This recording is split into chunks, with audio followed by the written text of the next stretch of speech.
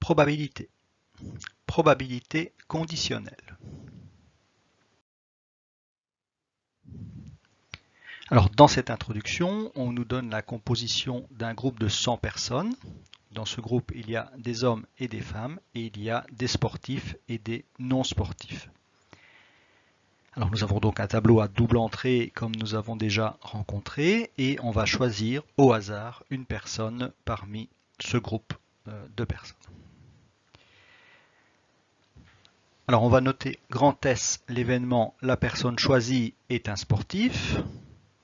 Donc ça veut dire que dans mon tableau à double entrée, vous voyez que la ligne des sportifs va représenter grand S. On va noter grand H, l'événement, la personne choisie est un homme. Donc la colonne homme de mon tableau va représenter l'événement grand H. Et donc nous savons immédiatement aussi que S bar représente l'événement contraire de S, c'est-à-dire l'événement, la personne choisie est un non sportif. H bar représentera l'événement contraire de l'événement H, c'est-à-dire la personne choisie est une femme. Donc dans notre tableau à double entrée, la ligne des non-sportifs sera représentée par l'événement S bar et la colonne des femmes sera représentée par l'événement H bar.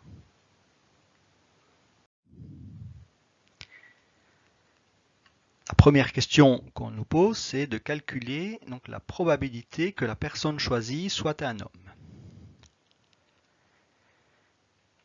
Alors, nous savons que notre groupe est composé de 100 personnes. Donc je prends une personne au hasard, donc j'ai 100 possibilités. Et pour que ce soit un homme, nous voyons qu'il y a 30 hommes au total. Sportifs, non sportifs, ça ne nous intéresse pas. Donc on ne regarde que le total des hommes, c'est-à-dire 30. Donc ce qu'on va noter P de H, donc la probabilité que la personne choisie soit un homme, sera égale à 30 sur 100, ou encore 3 dixièmes.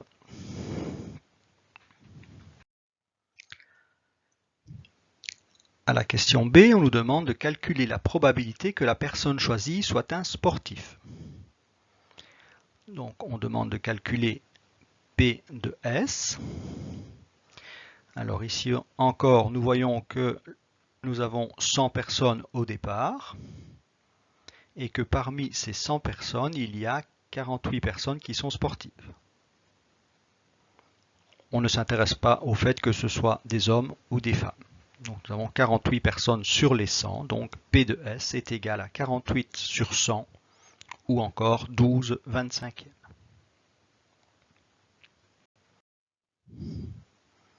Au petit c, on nous demande de calculer la probabilité que la personne choisie soit un homme sportif.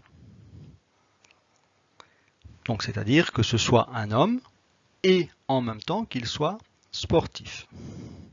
Donc il y a un « et » qui est caché là, donc c'est un homme et sportif.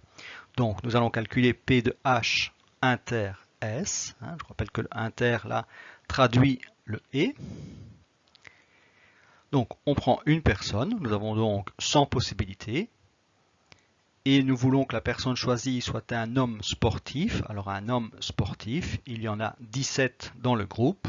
Donc la probabilité recherchée est donc égale à 17 centièmes, c'est-à-dire 0,17.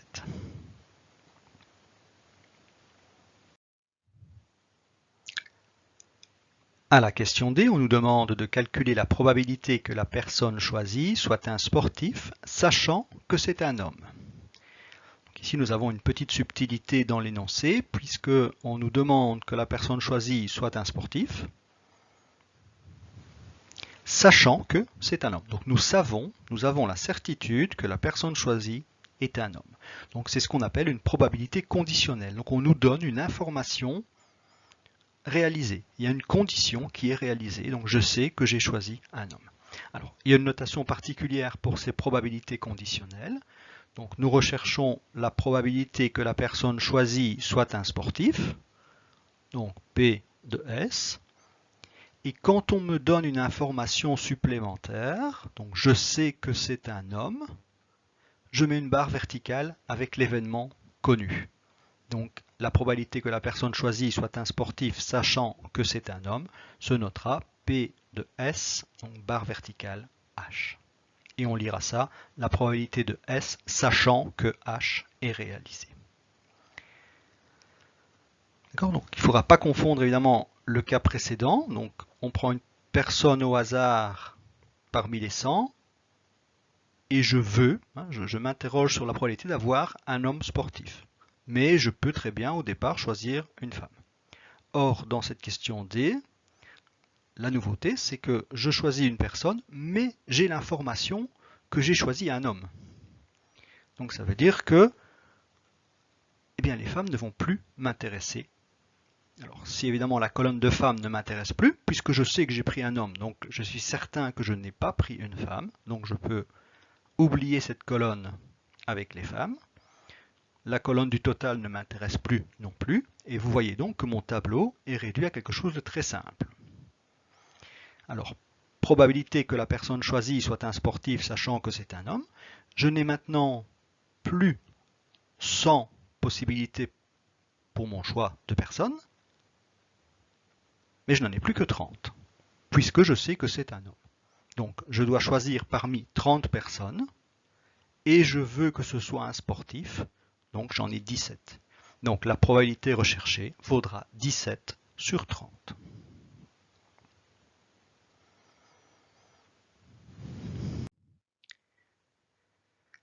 Alors j'ai simplement redéplacé toutes les informations que nous avions déjà calculées. Et simplement pour vous montrer que là j'ai raisonné un peu intuitivement, il y a moyen de retrouver cette probabilité à l'aide d'une formule. Alors, la formule est la suivante, donc la probabilité de grand S sachant que H est réalisé, ce sera la probabilité de H et S sur la probabilité de H, donc sur la probabilité de l'événement réalisé. Alors si nous vérifions, P de H inter S, nous l'avons calculé juste au-dessus, c'est 17 centièmes, c'était l'exercice C. Et au dénominateur, P de H, c'était l'exercice A, nous avions trouvé 30 centièmes. Alors nous avons une fraction divisée par une fraction. Alors nous savons que pour diviser par une fraction, on va multiplier par son inverse. Donc ça me fait 17 centièmes fois 100 trentièmes. Je vais avoir une simplification qui va s'opérer. Et il me reste donc 17 trentièmes. C'est la réponse que nous avions trouvée intuitivement donc en travaillant dans notre tableau. Donc lorsque l'on a des tableaux à double entrée, les deux méthodes vont fonctionner. Je préfère évidemment utiliser la méthode intuitive qui est beaucoup plus rapide. Lorsque l'on aura notamment des problèmes avec des arbres, on va être obligé, ça je vais vous le montrer tout de suite, d'utiliser la formule de probabilité conditionnelle. Donc on retiendra de ce qu'on vient de voir qu'il existe une formule pour les probabilités conditionnelles. Donc la probabilité de A, sachant que B est réalisé, est égale à la probabilité de A inter B, donc A et B, sur P de B. Donc c'est une formule qui est appelée formule des probabilités conditionnelles. Nous allons maintenant, dans ce qui suit, travailler sur deux exercices. Alors, dans ce premier exercice, on nous dit que deux tireurs visent une cible et tirent chacun une fois. La probabilité que le tireur A atteigne la cible est de 1,5 et la probabilité que B atteigne la cible est de 1 tiers. On dit si la cible est atteinte une seule fois, quelle est la probabilité que ce soit par le tireur A? Donc on va faire une supposition, on va mettre une condition. Donc la condition, c'est que la cible est atteinte une seule fois. Donc on est clairement dans des probabilités conditionnelles. Donc si la cible est atteinte une seule fois, donc sachant que la cible est atteinte une seule fois, quelle est la probabilité que ce soit par le tireur A? Alors nous avons ici une expérience aléatoire où il y a deux étapes. On peut supposer que le premier tireur, donc le tireur A, va tirer, soit il va atteindre ou pas la cible, et ensuite le tireur B va suivre, et donc soit il va l'atteindre ou pas l'atteindre. Alors lorsqu'on a une expérience comme ça avec des étapes qui se succèdent, ça doit vous faire penser à un arbre. Donc nous allons essayer de réaliser l'arbre. Donc le tireur A se présente devant la cible, et il y a deux choses qui peuvent arriver. Grand A, il va atteindre la cible. Grand A bar, il va rater la cible. Alors, une fois que A a terminé son tir, c'est donc B qui va se présenter devant la cible. Alors, si A a réussi, bien B peut réussir et B peut rater. Et si A a raté, bien B peut aussi réussir et B peut aussi rater. Donc, nous avons là les 4 chemins possibles de cette expérience aléatoire. Alors, quand on a construit l'arbre, nous savons que nous devons, sur chacune des branches, indiquer la probabilité correspondante. Alors, probabilité que A atteigne la cible, elle est de 1,5. Donc, probabilité qu'il ne l'atteigne pas est également égale à 1,5.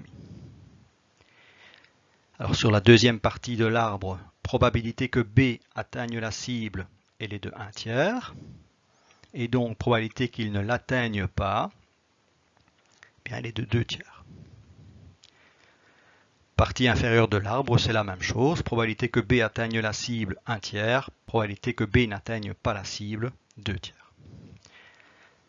Alors, lorsque nous avons placé sur toutes les branches les probabilités, nous allons calculer la probabilité de chaque chemin en multipliant les probabilités sur les branches.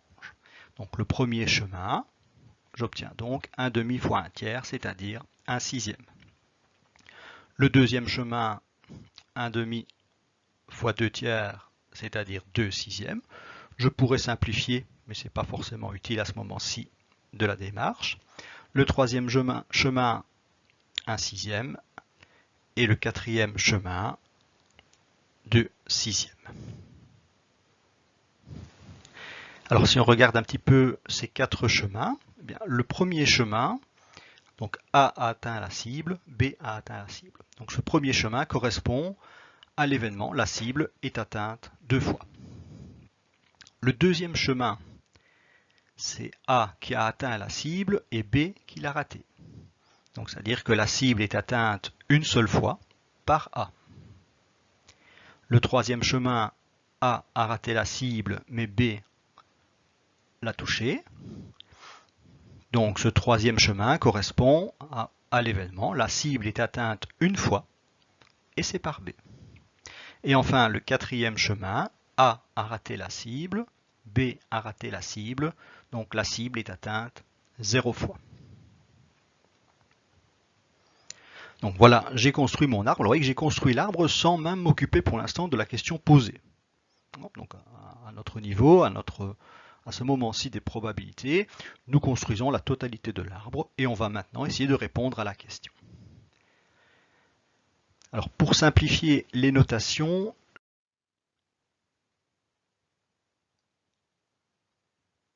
voilà, je vais appeler grand T l'événement, la cible est touchée une seule fois. Alors notez que ce n'était pas indispensable parce que la cible est atteinte une seule fois.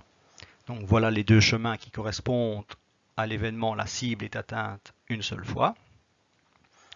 Bien, j'aurais pu écrire ça avec une notation beaucoup plus complexe que vous avez là à l'écran, mais donc nous, pour simplifier, on va appeler ça grand T. Et donc ma question devient, quelle est la probabilité que la cible soit touchée par A, sachant qu'elle a été atteinte une seule fois? Attention, on peut lire dans les deux sens, hein, d'accord? Donc, sachant qu'elle a été atteinte une seule fois, quelle est la probabilité que ce soit par le tireur A?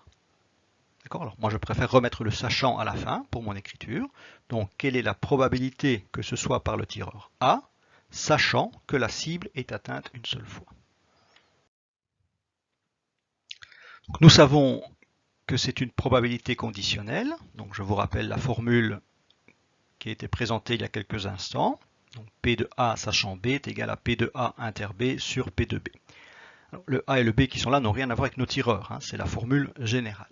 Par contre, ici, nous, ce qu'on nous demande, c'est la probabilité que ce soit par A, donc P de A, sachant que la cible est atteinte une seule fois. Donc, sachant que T est réalisé. Donc, ma formule va devenir P de A sachant T est égal à P de A inter T sur P de T. Et vous voyez que cette probabilité conditionnelle, P de A sachant T, va maintenant se calculer à l'aide de deux probabilités normales. Donc nous allons évaluer les deux probabilités qui apparaissent là dans le quotient. Alors P de A inter T, ça signifie c'est quelle est la probabilité que la cible soit atteinte par A et en même temps que la cible ne soit touchée qu'une seule fois. Alors si je regarde dans mes chemins, le seul chemin qui correspond à A a touché la cible et la cible est atteinte une seule fois, c'est le deuxième chemin, celui qui apparaît là en mauve. Et donc on voit que sa probabilité est de 2/6. Au dénominateur, nous devons calculer P de T, alors c'est-à-dire la probabilité que la cible soit touchée une seule fois. Alors nous avons deux chemins qui correspondent à cela. Et donc, nous en concluons que P de T est égal à 2/6 plus 1/6. Donc je fais la somme des probabilités de chacun de ces chemins. Et donc ça me fait 3/6. Il me reste donc à réécrire le quotient, c'est-à-dire 2/6 sur 3/6. Donc je divise par une fraction, donc je multiplie par son inverse. Il y a une simplification des 6 qui va s'opérer et il me reste donc 2/3. C'est-à-dire 67%.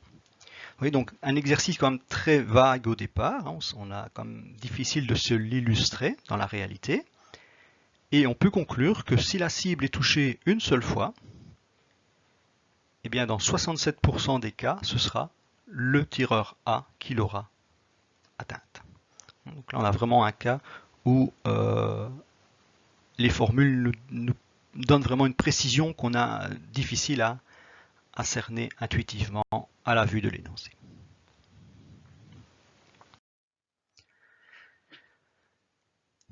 Alors, dans ce deuxième exercice, dans une ville donnée, 40% de la population a les cheveux bruns, 25% a les yeux marrons et 15% ont à la fois les cheveux bruns et les yeux marrons.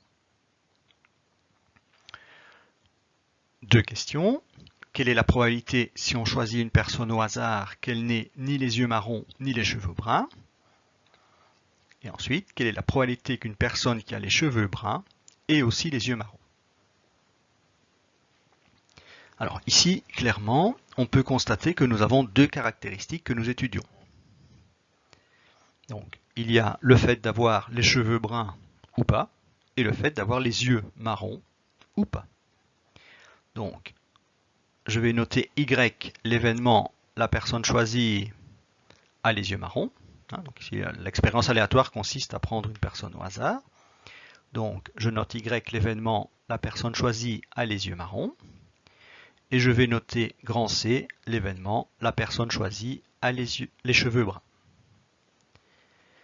Alors, je vais donc essayer de dresser un tableau à double entrée, puisque j'ai deux caractéristiques. Donc, clairement, ça devrait bien s'y prêter. Alors, je vais commencer par mettre en colonne Y. Et nous savons que sur la colonne voisine, je dois mettre l'événement contraire, donc je mets Y bar. Je mets l'autre caractéristique en ligne, donc C, et je sais que sur la ligne juste en dessous, je dois mettre l'événement contraire, donc C bar. Alors je vais maintenant essayer de compléter mon tableau à double entrée. Alors on me parle en pourcentage, donc le plus simple c'est de partir avec un total de 100 personnes. Donc il y a une population dans cette ville, on va la supposer de 100 personnes. Alors, on me dit que 40% de la population a les cheveux bruns. Et je n'ai pas d'information sur les yeux de ces personnes. Donc il s'agit donc du total. Donc pour C, le total vaut 40 sur les 100. On me dit que 25% de la population a les yeux marrons. Alors là-dedans, il y en a avec des cheveux bruns, il y en a qui n'ont pas de cheveux bruns. Donc 25%, c'est donc le total de la population qui a les yeux marrons. Enfin, on me dit que 15% de la population ont à la fois les cheveux bruns et les yeux marrons. Donc dans la case correspondante à Y et C, je sais qu'il y a 15 personnes. Alors j'ai inséré toutes les données de l'énoncé dans mon tableau à double entrée, donc je vais pouvoir compléter les cases vides. Il y a plusieurs façons de le faire, hein. Donc je peux mettre un 10 ici pour compléter. En dernière colonne, je peux indiquer 60. Et puis je peux compléter les 3 cases manquantes, 25, 50, et je trouve 75. Donc voilà mon tableau à double entrée qui est complété. Alors pour le A, on me demande la probabilité que la personne choisie n'ait pas les yeux marrons et qu'elle n'ait pas les yeux bruns. Donc je vais écrire ça, probabilité de, alors elle n'a pas les yeux marrons, donc Y bar, et donc intersection, elle n'a pas les cheveux bruns, donc C bar. Donc voilà ce que je recherche. Alors je prends une personne dans la ville, donc j'ai un choix possible de 100 personnes, et il y a, selon mon tableau à double entrée, 50 personnes qui n'ont pas les yeux marrons et en même temps qui n'ont pas les cheveux bruns. Donc la probabilité recherchée vaut donc 50 sur 100, c'est-à-dire 1/2.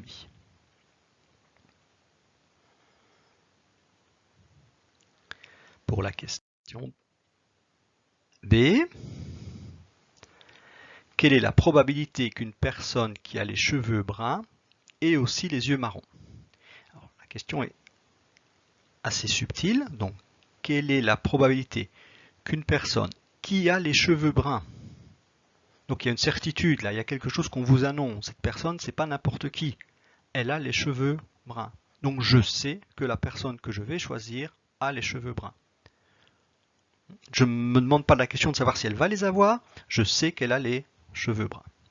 Donc, cette personne qui a les cheveux bruns, je me demande la probabilité qu'elle ait aussi les yeux marrons. Donc, je vais rechercher la probabilité de Y, donc qu'elle ait les yeux marrons, sachant qu'elle a les cheveux bruns.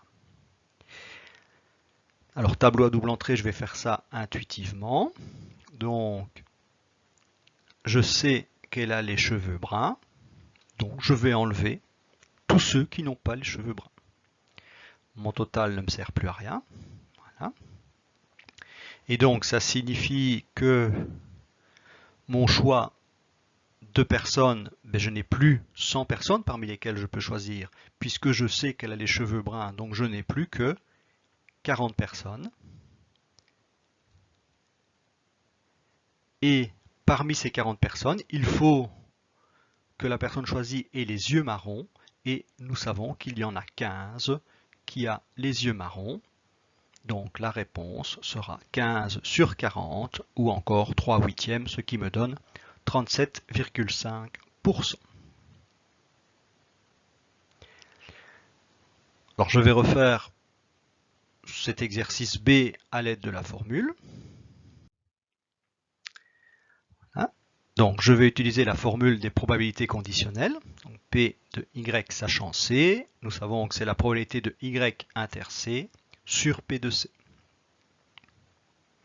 Alors je vais calculer les deux probabilités qui sont là. Alors Y inter C, donc quelle est la probabilité que quand je prends une personne au hasard, elle ait les yeux marrons et les cheveux bruns. Hein, je n'ai pas la certitude qu'elle a les cheveux bruns, celle-là. Je me pose la question, est-ce qu'elle va les avoir? Donc j'ai 100 personnes au total, et il y en a 15 qui répondent à mon critère, donc la probabilité recherchée est donc 15 centièmes. Pour le dénominateur P de C, donc la probabilité qu'une personne ait les cheveux bruns, nous voyons qu'il y en a 40 sur 100. Donc 40 sur 100. Je peux dès lors calculer le quotient de ces deux probabilités. 15 centièmes sur 40 centièmes. Divisé par une fraction revient à multiplier par l'inverse. Il va y avoir simplification des 100. Et donc il me reste 15 quarantièmes, c'est-à-dire 3 huitièmes. Et je retombe bien sur la réponse que nous avions trouvée en supprimant un morceau du tableau, qui est de 37,5%. D'accord ? Donc avec les tableaux à double entrée, les deux méthodes fonctionnent.